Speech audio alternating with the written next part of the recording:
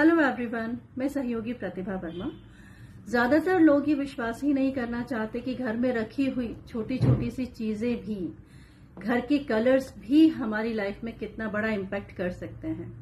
मैं आपके सामने एक अपना केस साझा करना चाहती हूँ, जिसमें क्लाइंट को मेजर 2 इश्यूज थे। पहला इशू ये था कि उनके पास इनकम के सोर्स तो बहुत थे, इनकम बहुत आ रही थी उनके घर में, लेकिन वो सेव नहीं कर पा रहे थे। पैसा कहाँ जा रहा था उनको समझ ही नहीं आता था। दूसरा मेजर इशू ये था कि उनका 4 साल का बेटा है जो कि बोल नहीं पा रहा था। डॉक्टर से कंसल्ट किया था, मेडिकल रिपोर्ट सारी नॉर्मल थी, बट स्टिल वो बच्चा बोल नहीं पा रहा था, बोलने में प्रॉब्लम हो रही थी। मैंने इस केस में पहले वास्तु किया, उसके बाद फिर बच्चे के कुंडली के अकॉर्डिंग एस्ट्रो वास्तु भी किया।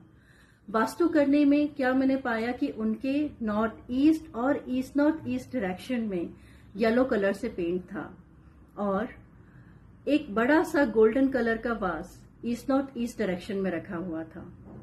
और उनकी किचन तो साउथ ईस्ट डायरेक्शन में परफेक्ट थी, लेकिन किचन का स्लैब जो था वो ब्लैक कलर का था। दैट मीन्स पैसा आ रहा है लेकिन बच नहीं रहा है। और उसके बाद फिर जब मैंने उन्हें बताया कि ये आपके घर में जो पेंट किया है प्लस ये जो वास है, इसकी वजह से ये प्रॉब्लम आ रही है, उन्होंने उसे ट्रीट किया। मैंने बताया जिस तरीके से उसको प्रॉपरली उन्होंने ऑफ वाइट कलर करवाया नॉर्थ ईस्ट और ईस्ट नॉर्थ ईस्ट डायरेक्शन में। साउथ ईस्ट में जो स्लैब कलर ब्लैक कलर का था वो भी ऑफ वाइट कलर करवाया, क्योंकि बार चार्ट में सारे नॉर्मल जो डायरेक्शंस थी वो सब नॉर्मल आ रही थी, इस वजह से ऑफ वाइट कलर मैंने करवाया वहां पे। और उसके बाद फिर 21 से 25 दिन के अंदर ही उनको थोड़ा इम्प्रूवमेंट आया। बच्चा जो कम बोल रहा था, बहुत ही कम बोल रहा था, उसमें थोड़ा इम्प्रूवमेंट आया, थोड़ा और अच्छे से इम्प्रूव करने लगा।